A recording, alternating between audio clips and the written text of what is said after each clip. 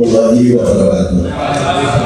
Salam sejahtera untuk kita semua. Om Swastiastu, Namo Buddhaya, salam kebajikan, dan semoga para awak media tetap diberikan kesehatan, kekuatan, dan rezeki banyak.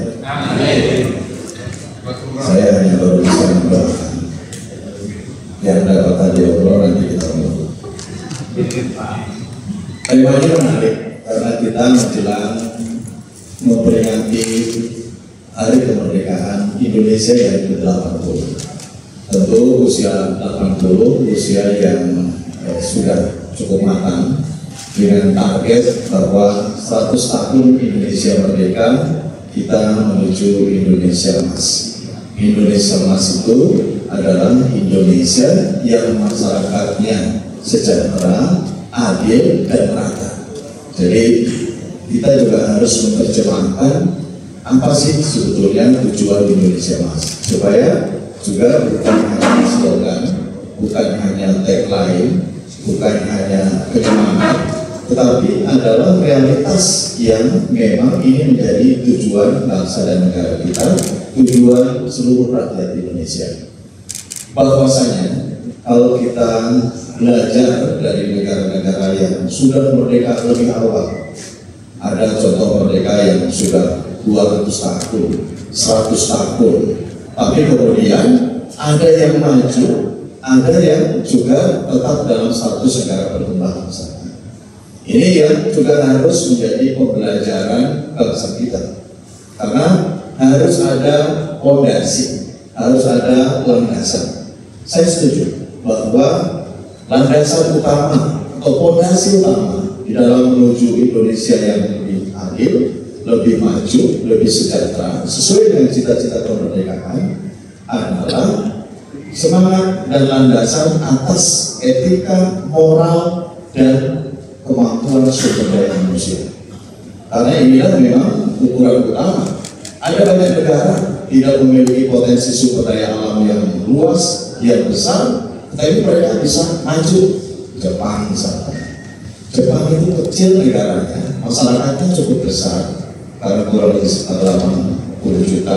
Namun punya kemampuan sumber daya manusia yang hebat, yang bagus. Sekarang disusul oleh Korea Selatan misalkan, yang juga tidak memiliki sumber daya alam yang cukup menunjang, tetapi memiliki kemampuan sumber daya yang baik. Hati-hati, Cina sekarang memiliki sumber daya manusia yang baik dengan sumber daya alam yang sangat besar. Nah, jadi banyak sebetulnya benchmark contoh.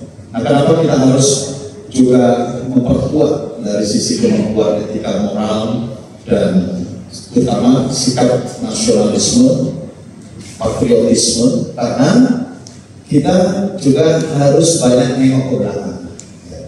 Bagaimana Indonesia merdeka bukan diberikan oleh sang penjajah, bukan hadiah. Kita merdeka berkat perjuangan panjang. Bayangkan dijajah Belanda 350 tahun, dijajah oleh Jepang 3,5 tahun. Bahkan ketika kita memerdekakannya, kita masuk dalam fase perang kemerdekaan untuk merebut kembali atas kemerdekaan yang telah dideklarasikan. Nah, perjalanan sejarah juga kita bisa pelajari bagaimana kita dari mulai perang yang sporadis, perang yang karena kekuatan lokalnya masing-masing, perang di Bali, perang di Jawa, perang di wilayah-wilayah yang ini menjadi pendudukan penjajahan pada waktu itu, sporadis, tidak bersatu. Perjalanan sejarah kita juga harus kita menjadi landasan dan fondasi kita di dalam menuju kepada tujuan kemerdekaan. Kita pernah bisa dipersatukan oleh sebuah gerakan intelektual, gerakan Budi Utomo tahun 1908. Kemudian kita juga bahkan saya tidak pernah habis pikir, moderatornya, pada waktu ketika terjadinya Sumpah Pemuda, kita pada handphone aja susah komunikasi, tapi dulu atas semangat kemerdekaan, semangat persatuan, semangat atas kebinekaan, kemudian berkumpul tahun 1928 dimana kemudian menjadi momentum dan tonggak sejarah Sumpah Pemuda, mempersatukan dari berbagai etnis, berbagai bahasa, berbagai suku, kemudian mempersatukan diri menjadi Sumpah Pemuda. Itu bagaimana supaya anak-anak usia ini tetap paham tentang sejarah dan sampai dia lupa. Makanya saya akan dulu nih esensinya, ya.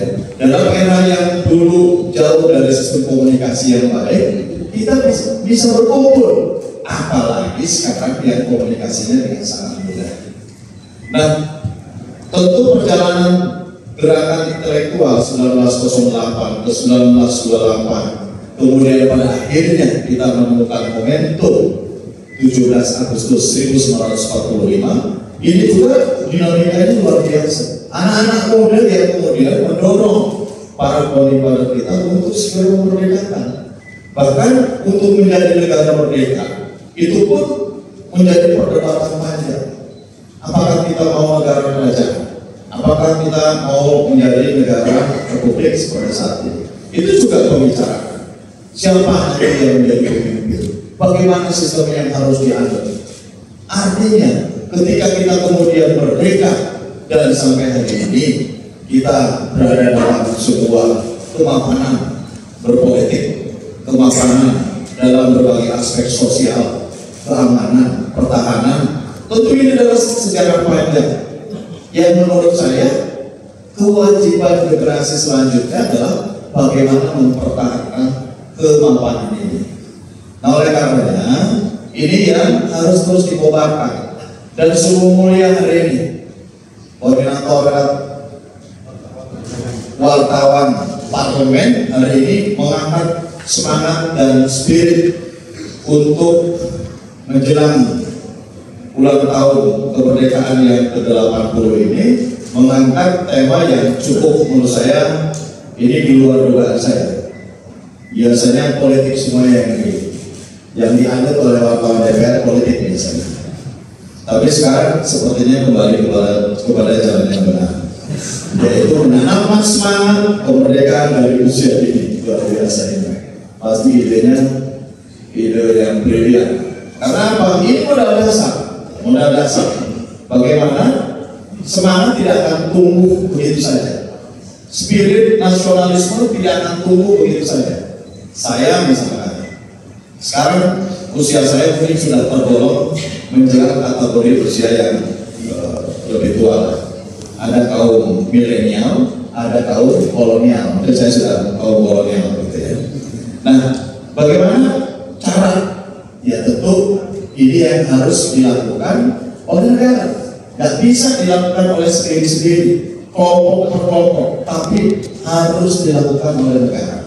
Negara harus memformat, harus mendesain bagaimana sejak usia dini kita bisa menancapkan, kemudian menanamkan sifat dan sikap nasionalisme kita yang tentu berdasarkan kepada sebuah perjalanan nilai-nilai kebangsaan kita.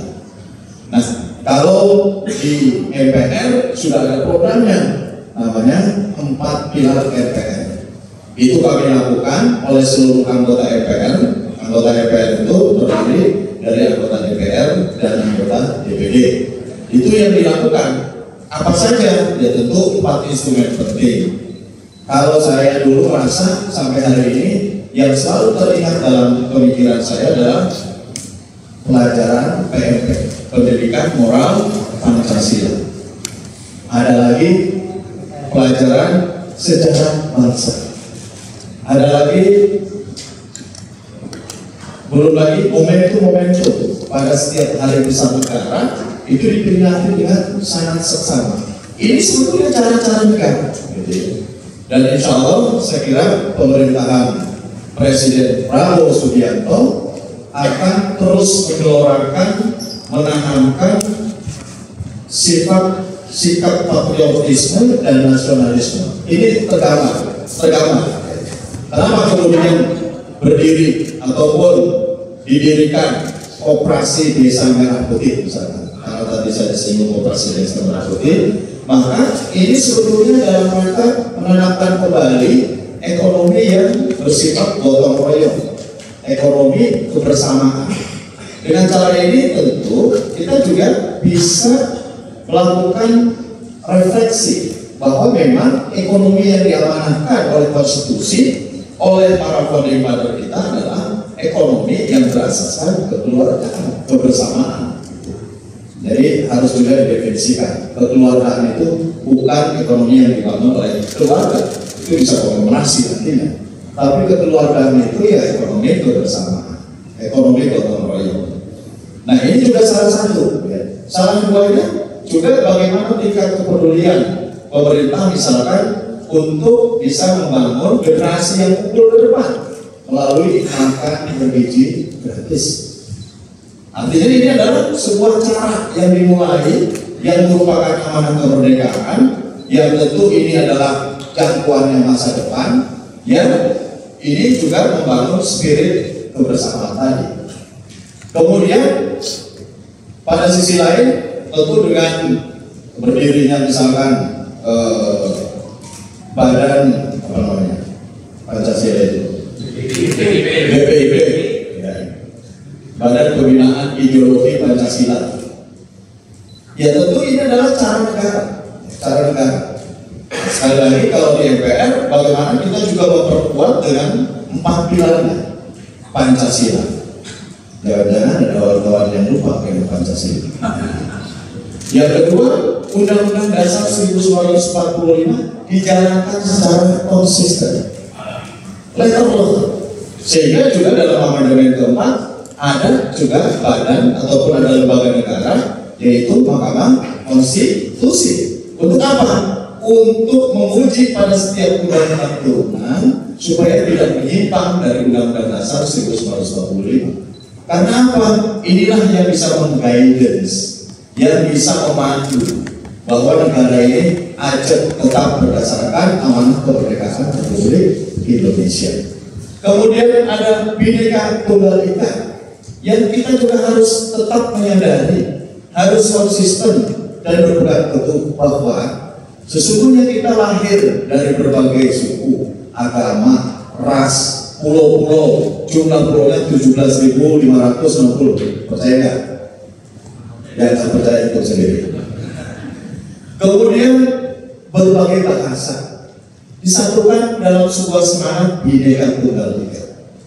Dan yang terakhir, kita juga harus memiliki semangat untuk tetap mempertahankan negara kesatuan Republik Indonesia. Tidak boleh sekekal tanah pun ini menjadi milik negara lain. Karena bagaimanapun sekali lagi sejarah panjang kita harus terus diingat bahwa kemerdekaan ini adalah hasil perjuangan para pahlawan kita, hasil perjuangan para leluhur kita. Saya meyakini kakek nenek kita, buyut-buyut kita dulu pernah berjuang mendirikan negara ini, pernah memerdekakan negara ini, pernah berperang melawan penjajah, pernah melakukan perjuangan. Meskipun barangkali dengan berbagai cara yang kita tidak pernah tahu apa yang pernah dilakukan oleh nenek moyang kita dulu. Dan bahkan cerita semangat patriotisme itu harus kita kenang. Oleh karena itu, menurut saya sangat relevan bahwa yang keempat negara kesatuan Republik Indonesia NKRI harga mati ini juga harus menjadi semangat kita bersama. Harus ditanamkan kepada anak didik kita. Dan saya kira Pak Prabowo Subianto, Presiden Republik Indonesia saat ini memperlihatkan bagaimana patriotisme itu dibangun sejak dini. Bagi kalangan anak-anak yang tidak tertampung dalam sekolah formal, sekarang dibuatkan sekolah rakyat. Ini kan untuk bisa memfasilitasi terhadap warga masyarakat yang tidak mampu. Makan bergizi gratis ini sekarang sudah menjadi harapan dan keinginan besar dari seluruh anak bangsa. Artinya yang dulu pernah diperdebatkan, saya termasuk dulu karena saya juga dulu bicara tim kampanyenya Prabowo Gibran, saya juga dulu sering berdebat mengenai makan bergizi gratis. Bahkan pihak sebelah yang dulu mencemooh sekarang paling giat untuk bisa menjadi fasilitator. Gitu. Nah oleh karenanya ini adalah cara-cara negara Dan kemudian amplifikasinya saya kira bagus hari ini, semua media bisa mengabarkan, dan tentu media menjadi kunci di dalam memperluas, mempertajam, dan mengingatkan kita bersama. Dengan media kami meyakini bahwa semakin sering dibicarakan terkait dengan masa depan kita, terkait dengan masa lalu kita, nilai-nilai perjuangan bangsa, kemudian konsisten terhadap 4 pilar berbangsa dan bernegara, kemudian kita juga memahaminya ini adalah sebagai bagian dari perjuangan kita mempertahankan kemerdekaan.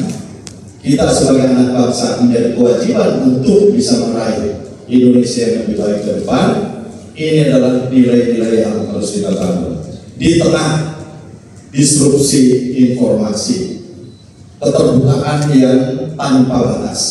Handphone menjadi aksesibilitas kemanapun. Kita bisa hari ini mengetahui perkembangan di belahan dunia manapun. Dulu waktu saya masih kuliah menyusun skripsi, saya harus berkeliling terhadap perpustakaan mencari referensi. Mungkin generasi kita yang ada di sini, kalau yang sudah putih kayak artinya dulu tidak semudah sekarang, tetapi sekarang orang menyusun skripsi, menyusun laporan, tinggal buka. Sekarang ada lagi AI, gitu, meta AI. Tinggal bertanya langsung keluar. Dulu untuk mencari referensi kita harus bahkan untuk memetik berbagai ide, gagasan, pemikiran harus diketik dengan mesin ketik. Bayangkan dulu sebelum ada mesin ketik harus ditulis dengan tangan. Bayangkan sebelum pulpen tersedia dengan cukup harus ditulis dengan pena yang harus ditetes terus. Bayangkan sebelum ada pena mungkin harus ditulis dengan cara-cara. Bayangkan lagi dari moyang kita dulu ditulis dengan batu di atas kulit dan lain sebagainya. Ini perjalanan yang harus diingat. Betapa tidak mudah